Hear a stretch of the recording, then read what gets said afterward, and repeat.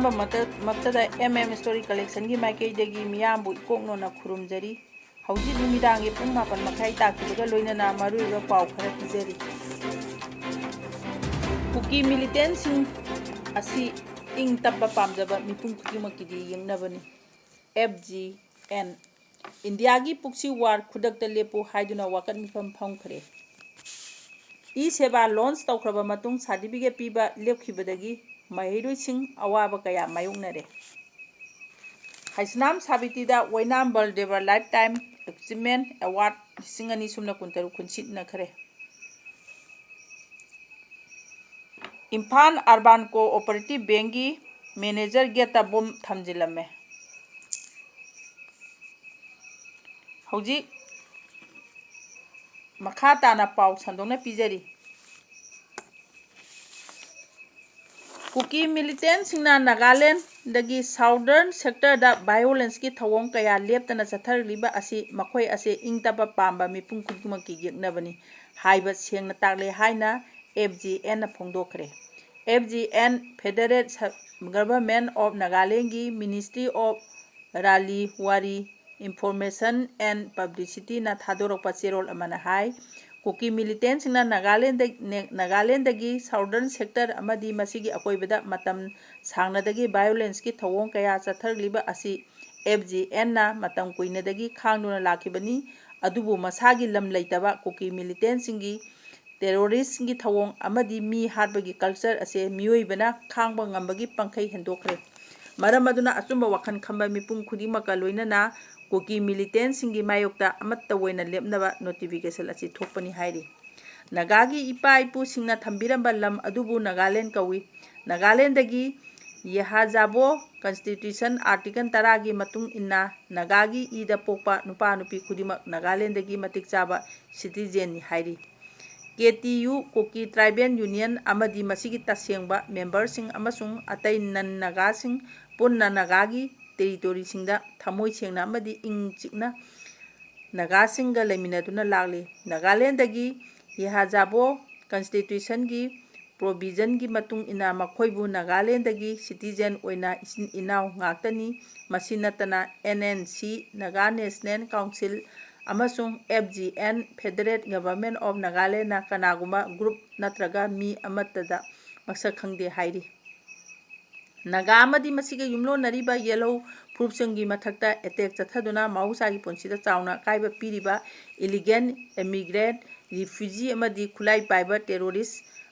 asi ingchikpa pamjaba miyam amadi leiba asigi yeknabani asiguma anti people amasung anti national oibasing asi maru phangna muthapagi mathau tai hairi maram aduna area community amadi region gi khenaba thadokduna amata woina lepminaduna aikhoigi leibak amadi lam ase punna ngakthokminasi haiba wafamsu FGN gi cherol asina thamlakli hauji makhata na pau pajari India gi puksi war khudakta lepu haiduna ngasi Kakching district ki manung chana leiba Kakching khunau kaithenda wakan mifam phangkhare Pokomi gi lamjing makhada all Kakching khunau maira paibi welfare association amadi Kalikalok maring amasung Kasifut maring village gi nupi singa punna sinduna phangkiba wakat mifam aduda Kuki narco terrorist gi mathakta military crackdown tawgadabani yellow sing muthanaba India gi policy khudakta lepkodabani Manipur government na miyangi wahang tareke pakhum pigadabani haiba demand sing tawki ngasi gi wakat mifam aduda kokomugi convener YK Dhiren yauna mi kya na wa ngangki loinana kholau kya su lauki hairi hauji makhata na pau pajari Manipur lengaki Department of Information and Technology DIT na haukiba May 13 da state asigi miyamda maru oiba mahiroi singi tungan hiramsingda sangda yadraba certificate sing online gi kuthangda lawba yananaba launch tawkiba E-seva Manipur portal ngasi phawba certificate generate tawba yadabana maram oiraga mahiroi singda khudongchadaba kaya mayongna hale hairi sahi asigi woina tunganba course singda ming chananaba form thajinaba matam asida hairiba nauna launch tawkiba E-seva Manipur portal haiba digital platform asida makhan amatagi certificate generate ꯇꯧꯕ ꯌꯥꯗꯕ ꯑꯃꯗꯤ ꯑꯅꯧꯕ platform ꯑꯁꯤ launch ꯇꯧꯔꯦ ꯍꯥꯏꯗꯨꯅ ꯍꯥꯟꯅꯒꯤ ꯂꯩꯖꯔꯝꯕ e service Manipur ꯇꯣꯇꯦꯜ ꯑꯗꯨꯁꯨ ꯁꯔꯚꯤꯁ ꯇꯧꯕ ꯌꯥꯗꯕꯅ ꯃꯔꯝ ꯑꯣꯏꯔꯒ ꯃꯍꯩꯔꯣꯏꯁꯤꯡꯗ OBC certificate, domicile permanent residential certificate, income certificate, birth certificate ꯇꯥꯟꯅꯕꯗ ꯈꯨꯗꯣꯡꯆꯥꯗꯕ ꯑꯁꯤ ꯃꯥꯌꯣꯛꯅꯍꯟꯕꯅꯤ꯫ ꯑꯅꯧꯕ ꯄꯣꯔꯇꯦꯜ ꯑꯁꯤ ꯂꯣꯟꯆ ꯇꯧꯈ꯭ꯔꯕ ꯃꯇꯨꯡꯗ ꯑꯣꯟꯂꯥꯏꯟꯗ ꯑꯦꯄ꯭ꯂꯥꯏ ꯇꯧꯈꯤꯕ ꯁꯥꯔꯇꯤꯐꯤꯀꯦꯠ ꯑꯃꯠꯇ ꯉꯁꯤ ꯐꯥꯎꯕ ꯖꯦꯅꯦꯔꯦꯠ ꯇꯧꯕ ꯌꯥꯗ꯭ꯔꯤ꯫ ꯑꯣꯟꯂꯥꯏꯟꯒꯤ ꯈꯨꯠꯊꯥꯡꯗ ꯇꯉꯥꯏꯐꯗꯕ ꯁꯥꯔꯇꯤꯐꯤꯀꯦꯠꯁꯤꯡ ꯃꯇꯝ ꯆꯪꯗꯅ, ꯁꯦꯜ ꯏꯇꯤꯡ ꯇꯤꯡꯗꯅ ꯂꯥꯏꯅ ꯐꯪꯅꯕꯅꯤ ꯍꯥꯏꯗꯨꯅ ꯒꯚꯔꯟꯃꯦꯟꯠꯅ ꯄꯥꯏꯈꯠꯂꯤꯕ ꯊꯧꯔꯥꯡ ꯑꯁꯤ ꯃꯤꯌꯥꯝꯗ ꯍꯦꯟꯅ ꯋꯥꯍꯟꯅꯕ ꯊꯧꯔꯥꯡ ꯑꯣꯏꯍꯜꯂꯦ꯫ OBC ꯅꯠꯇ꯭ꯔꯒ ꯑꯇꯩ ꯗꯣꯃꯦꯟꯁꯥꯏꯜ, PRC, income certificate, cast certificate, income certificate ꯂꯧꯅꯕ ꯍꯣꯠꯅꯕꯗ ꯃꯦꯟꯗꯦꯇꯔꯤꯅꯤ ꯍꯥꯏꯗꯨꯅ ꯂꯧꯒꯤ ꯈꯖꯅꯥ ꯆꯍꯤ ꯈꯨꯗꯤꯡꯒꯤ ꯊꯤꯍꯟꯕ, ꯃ꯭ꯌꯨꯅꯤꯁꯤꯄꯥꯂꯤꯇꯤꯒꯤ ꯃꯅꯨꯡꯗ ꯂꯩꯕ ꯃꯍꯩꯔꯣꯏꯁꯤꯡꯒꯤ ꯕꯥꯔꯊ ꯁꯥꯔꯇꯤꯐꯤꯀꯦꯠ ꯂꯧꯕꯗ ꯒꯥꯔꯕꯦꯖ ꯀꯂꯦꯛꯁꯟꯒꯤ ꯀꯥꯔꯗ ꯄꯥꯏꯕ ꯌꯥꯗꯕ, ꯑꯗꯨꯒ ꯇꯦꯛꯁ ꯊꯤꯕꯒꯤ ꯑꯞꯗꯦꯠ ꯔꯤꯁꯤꯞ ꯍꯧꯖꯤꯛꯅ ꯑꯃꯨꯛ ꯄ꯭ꯔꯣꯄꯔꯇꯤ ꯇꯦꯛꯁꯀꯤ ꯔꯦꯖꯤꯁꯇ꯭ꯔꯦꯁꯟ ꯇꯧꯔꯒ ꯇꯦꯛꯁ ꯊꯤꯕꯒꯤ ꯑꯞꯗꯦꯠ ꯔꯤꯁꯤꯞ ꯌꯥꯎꯒꯗꯕꯅꯤ ꯍꯥꯏꯅ ꯑꯅꯧꯕ ꯆꯠꯅ ꯄꯊꯥꯞ ꯅꯧꯅ ꯍꯥꯞꯆꯤꯜꯂꯛꯄ ꯑꯁꯤꯅ ꯑꯃꯨꯛꯀ ꯍꯦꯟꯅ ꯑꯋꯥꯕ ꯑꯃꯁꯨ ꯑꯣꯏꯍꯜꯂꯦ꯫ ꯍꯧꯈꯤꯕ ꯊꯥ ꯈꯔꯒꯤ ꯃꯃꯥꯡꯗꯒꯤ ꯁꯥꯏꯕꯔ ꯌꯥꯗꯦ ꯍꯥꯏꯗꯨꯅ ꯑꯣꯟꯂꯥꯏꯟꯒꯤ ꯈꯨꯠꯊꯥꯡꯗ ꯑꯞꯂꯣꯗ ꯇꯧꯈ꯭ꯔꯕ ꯑꯦꯄ꯭ꯂꯤꯀꯦꯁꯟ ꯀꯌꯥ ꯁ꯭ꯇꯦꯇꯁꯇ ꯆꯪꯂꯒ ꯆꯦꯛ ꯇꯧꯕꯗ ꯄꯦꯟꯗꯤꯡ ꯍꯥꯏꯅ ꯑꯗꯨꯃꯛ ꯊꯣꯛꯇꯨꯅ ꯂꯩꯔꯦ꯫ ꯌꯥꯔꯛꯀꯗ꯭ꯔꯥ ꯍꯥꯏꯗꯨꯅ ꯊꯥ 3-4 ꯉꯥꯏꯔꯕ ꯐꯥꯎꯕ ꯄꯦꯟꯗꯤꯡ ꯑꯗꯨꯃꯛ ꯂꯩ꯫ ꯃꯔꯤ ꯂꯩꯅꯕ ꯀꯃꯟ ꯁꯥꯔꯚꯤꯁ ꯁꯦꯟꯇꯔꯁꯤꯡꯗ ꯆꯠꯇꯨꯅ ꯍꯪꯕꯗꯁꯨ ꯁꯥꯏꯕꯔ ꯌꯥꯗꯕꯒꯤꯅꯤ, ꯅꯧꯅ ꯑꯃꯨꯛ ꯑꯦꯄ꯭ꯂꯥꯏ ꯇꯧꯁꯤ ꯍꯥꯏꯅ ꯃꯇꯝ ꯆꯪꯅ ꯁꯦꯟ ꯇꯤꯡꯅ ꯍꯣꯠꯅꯕ ꯍꯥꯏꯕꯁꯦ ꯃꯍꯩꯔꯣꯏꯁꯤꯡꯗ ꯑꯃꯨꯛꯀ ꯍꯦꯟꯅ ꯑꯋꯥꯕ ꯄꯤꯔꯤ꯫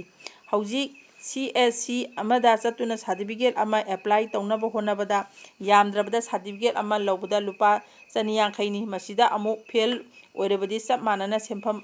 ꯑꯃꯨꯛ ꯆꯪꯂꯤꯕꯅꯤ ꯍꯥꯏꯔꯤ꯫ ꯗꯤꯖꯤꯇꯦꯜ ꯄ꯭ꯂꯦꯠꯐꯣꯔꯝ ꯑꯁꯤ ꯃꯅꯤꯄꯨꯔ ꯒꯚꯔꯟꯃꯦꯟꯠꯀꯤ department of information and technology (DIT)ꯅ ꯃꯦꯟꯇꯦꯟ ꯇꯧꯕꯅꯤ꯫ ꯄꯣꯔꯇꯦꯜ ꯑꯁꯤꯒꯤ ꯑꯣꯏꯔꯤꯕ ꯐꯤꯚꯝ ꯑꯁꯤ ꯑꯗꯨꯃꯛ ꯆꯠꯊꯔꯕꯗꯤ ꯁ꯭ꯇꯦꯠ ꯑꯁꯤꯒꯤ ꯃꯍꯩꯔꯣꯏ ꯀꯌꯥꯗꯤ ꯇꯉꯥꯏꯐꯗꯕ ꯆꯦ-ꯆꯥꯡꯁꯤꯡ ꯃꯇꯝ ꯆꯥꯅ ꯊꯥꯖꯤꯟꯕ ꯉꯝꯍꯧꯗꯕꯅ ꯃꯈꯣꯏꯒꯤ ꯃꯍꯩ ꯇꯝꯕꯒꯤ ꯑꯃꯗꯤ ꯊꯕꯛ ꯆꯪꯕꯒꯤ ꯈꯨꯗꯣꯡꯆꯥꯕ ꯀꯌꯥꯗꯤ ꯁꯣꯏꯗꯅ ꯃꯥꯡꯂꯒꯅꯤ ꯍꯥꯏꯔꯤ꯫ ꯍꯧꯖꯤꯛ ꯃꯈꯥ ꯇꯥꯅ ꯄꯥꯎ ꯇꯥꯕꯤꯔꯁꯤ꯫ ꯏꯝꯐꯥꯜ ꯄꯨꯂꯤꯁ ꯁ꯭ꯇꯦꯁꯟꯒꯤ ꯃꯅꯨꯡ ꯆꯟꯅ ꯂꯩꯕ ꯀꯩꯁꯥꯝꯊꯣꯡ